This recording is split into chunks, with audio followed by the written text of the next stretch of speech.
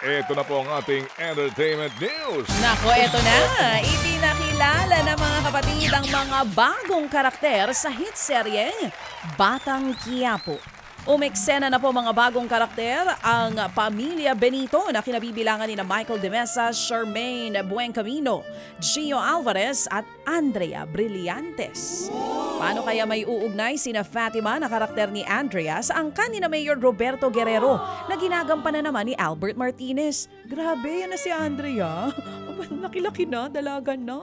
Ipinakita na rin ang ilang miyembro ng Pamilya Guerrero gaya ni na Albi Casino at Shanda Romero. Aba, si Albert walang kupa sa kagwapuhan. Umpisa pa lang may matindi na raw power struggles sa politika. Dynasty na naman. Naku po, habang si Tanggol naghahanda sa paghaharap nila ng tunay niyang ama na si Ramon.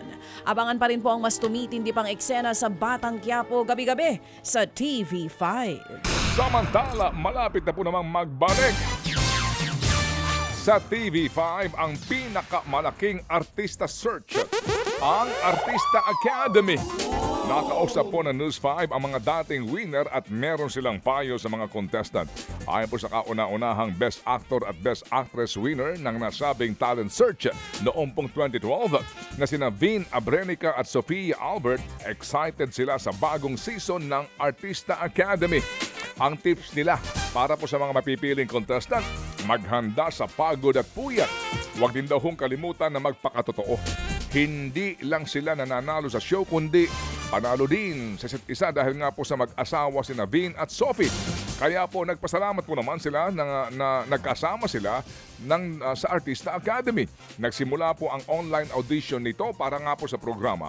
Ang on-site audition po naman ay magsisimula sa TV5 Media Center. Para po sa karagdagang pang impormasyon tungkol sa audition, bisitahin po lamang ang social media page ng Kapatid Network. Abangan ang Artista Academy sa TV5 kung saan magiging host ng programa si Julia Barreto. Kaabang-abang first hosting po ito ni Julia on TV. So Artista Academy very soon here on TV5. Pero ngayon po tayo nakakapanood ng Artista Academy. Oo, sa Ay. mga entablado. Ibang artista yon.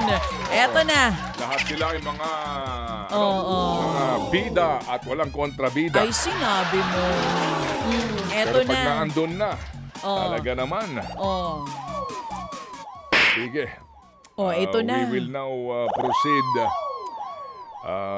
Forthwith proceed. No, we will proceed within within Within.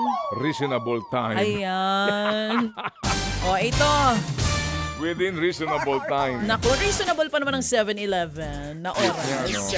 Oh, ito, matapos po ang 12 taon, may happy reunion sa TikTok sina Dabber Cads, Riza May Dizon at si Bimbi Aquino.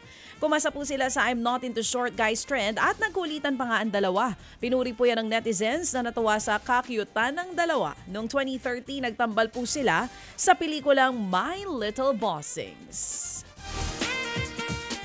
Magkahalo po namang excitement at kaba ang nararamdaman ni McCoy De Leon sa kanya pong kauna-unahang lead role sa pelikulang In Thy Name. Gaganapan po ni McCoy ang karakter ni Father Roel Gallardo, isang Claretian missionary na dinukot at pinatay ng Abu Sayyaf noong pong 2000 sa Basilan.